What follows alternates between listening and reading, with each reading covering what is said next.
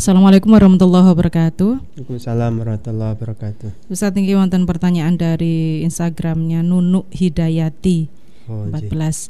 Ini Ustaz, bagaimana menjaga keimanan jika berada di lingkungan non-Islami? Ya, okay. Makasih pertanyaannya Mbak Nunuk ya. Bagaimana menjaga keimanan di tengah komunitas yang non-Muslim ya. Ya memang itu beban ya bagi seorang Muslim, khususnya bagi yang mereka bukan dari orang yang memiliki ketebalan keimanan yang tinggi dan ilmu agama yang mumpuni, lalu kemapanan sosial yang baik ya, itu biasanya mengalami hal seperti itu. Tapi bagi mereka yang memiliki keimanan yang tinggi, kemudian kemapanan sosial yang baik, ilmu agama yang mumpuni, biasanya tidak mengalami itu. Nah, ya. Karena yang ditanyakan adalah menjaga keimanan begini ya. Iman itu kan sebelum itu ada sedikit cerita. Jadi saya ada cerita teman itu dulu ketika masih di sekolah dasar itu sama saya, itu enggak agamanya Islam, tetapi ketika ada reuni alumni ketika saya masih saya kuliah di sini, waktu itu ada reuni teman-teman sekolah dasar itu, terus cerita dia sudah tidak beragama Islam lagi. Ya memang tempat tinggal dia ada di komunitas yang non Muslim tadi. Saya tidak bertanya sebabnya apa dan seterusnya. Kami hanya tetap bergurau seperti dulu, tetap bercanda seperti dulu dan seterusnya. Guyonannya waktu itu adalah ketika ketemu saya itu karena selesai bulan masih di bulan Syawal itu menyuguhkan puasa lah. Saya bilang enggak tuh. Menawari gini, puasa ya. Enggak juga enggak apa-apa itu. Nah, ya biasanya kan puasa itu. Ya kata dia ya, karo ya memang kata dia enggak mungkin puasa itu karena sudah tidak Islam lagi itu. Itu guyonan model begitu itu ya, sudah enggak kayak dulu lagi itu. Ya kita kojlokan biasa itu. Dia memang tinggal di karena waktu itu kan karena memang dia menikah dengan orang yang non Muslim, akhirnya dia ikut suaminya. Maka begini, karena itu keimanan ya, bagi yang meyakini bahwa iman itu bisa bertambah dan berkurang, ya memang bagaimana kita harus berusaha untuk menambahnya. Di antaranya adalah satu, maka bisa kita membentuk lingkungan diri yang baik. Misalnya ya kita pertebal dengan belajar ilmu agama, lalu kita berzikir, ibadah yang rajin dan seterusnya.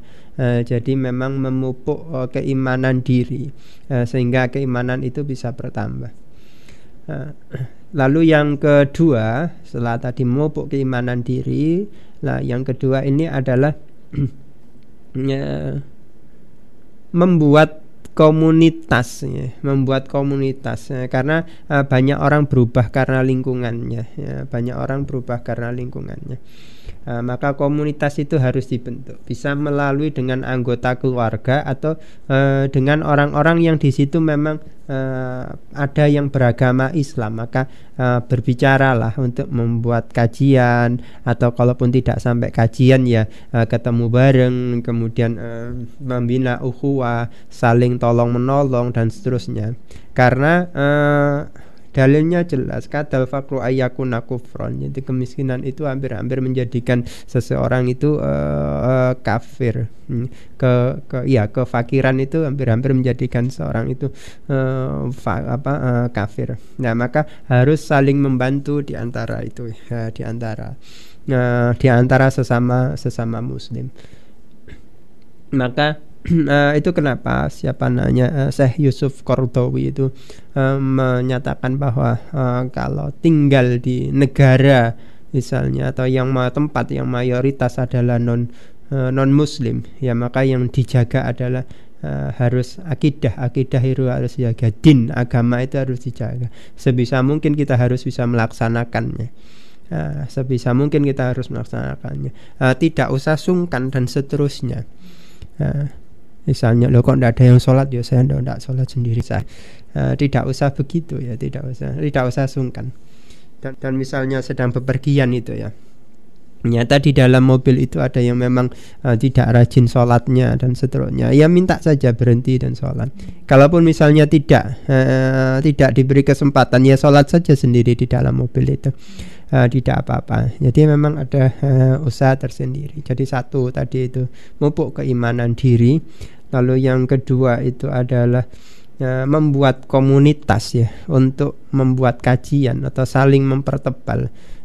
Karena ada ungkapan gini, al-quwah bil jamaah. Jadi kekuatan itu terkadang bisa muncul dengan sebuah komunitas ya. Kalau sendiri-sendiri akan terasa berat. Kalau tidak percaya, Anda tanya kepada saudara-saudara Anda yang puasa sendirian, nyaur puasa Ramadan itu di luar bulan Ramadan itu rasanya berat tidak? Bagi yang tidak rajin puasa ya.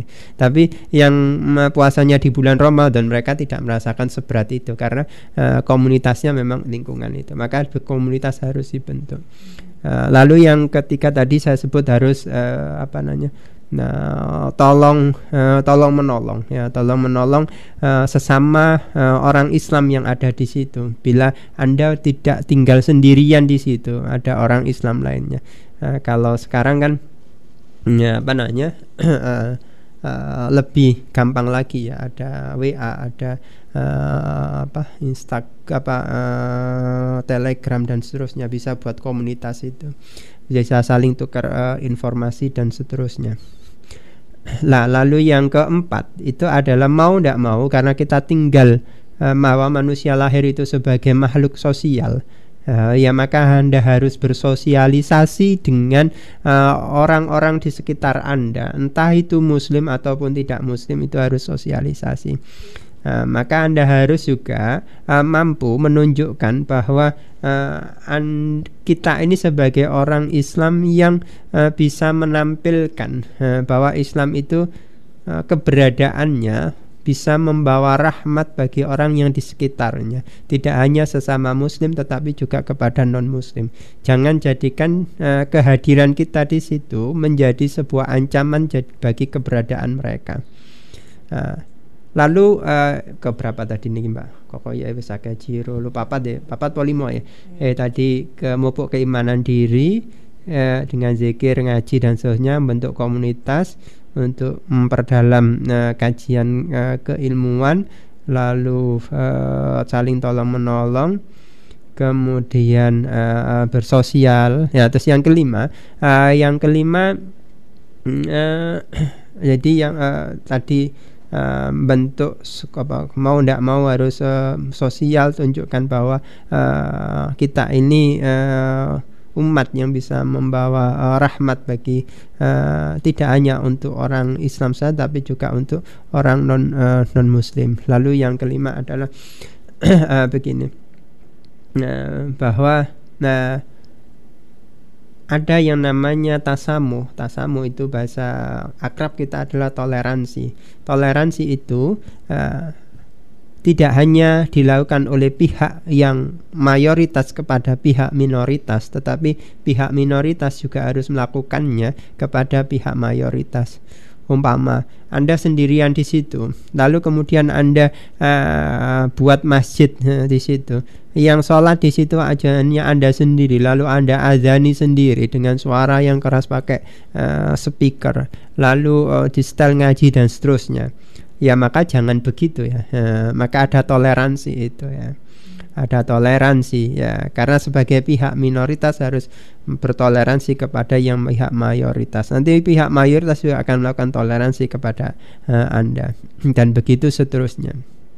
Nah, dan saya kira jadi ada sekitar 5 tadi ya. Toleransinya bagaimana? Ya kira-kira aktivitas apa yang tidak mengganggu tentang kegiatan mereka non muslim itu, maka silakan dijalankan.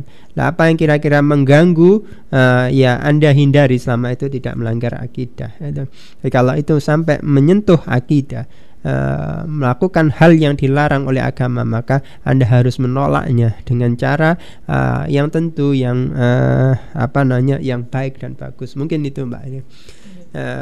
Sudah 1 menit ya. Demikian, mudah-mudahan bermanfaat, kurang lebihnya mohon maaf. Allahumma fiqil aqmitorik. Wassalamualaikum warahmatullahi wabarakatuh.